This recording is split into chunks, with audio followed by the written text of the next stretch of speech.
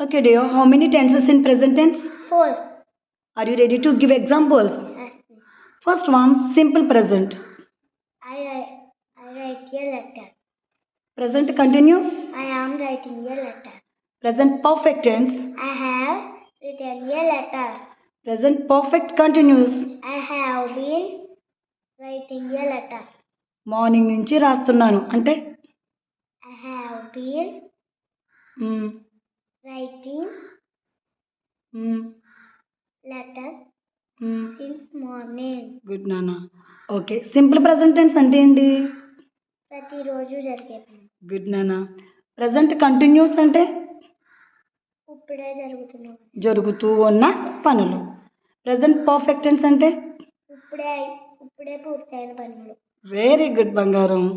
Which class are you studying? I am studying 3rd class. School?